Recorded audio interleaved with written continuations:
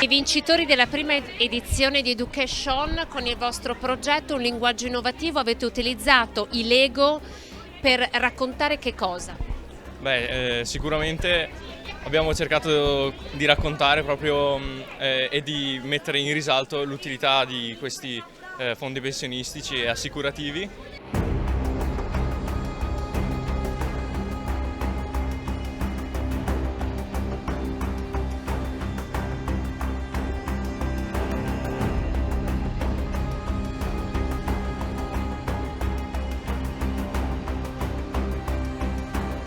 Mi si è aperto un piccolo mondo che non sapevo.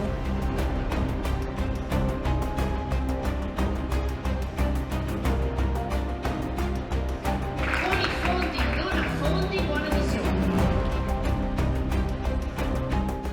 Una volta appresi tutti i concetti che ci sono stati spiegati è stato molto anche soddisfacente per noi poterli esprimere con mano propria, e anche perché siamo entrati non nella mentalità magari per trattare un argomento così magari distante dalla gioventù, come per esempio sono i risparmi, le pensioni, e appunto questo lavoro è il frutto di una riflessione basata sul fatto che vogliamo come incoraggiare i giovani a pensare al futuro. È proprio quindi il messaggio e il linguaggio con cui è stato comunicato attraverso i Lego, e quindi è stato tutto in modo da comunicarlo non solo alle persone che sono di un'età un po' più avanzata, ma anche a persone.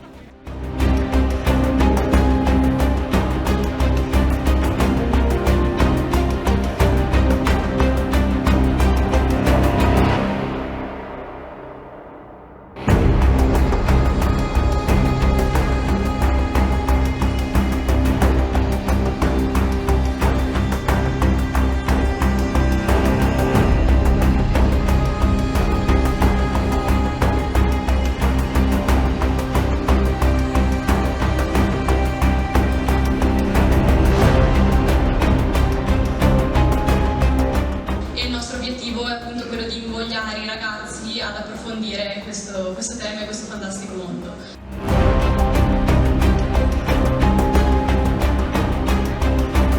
È stato molto interessante imparare queste nuove cose che comunque mi serviranno per sicuramente quando uscirò dalle scuole, quindi comincerò la mia vita nel mondo del lavoro.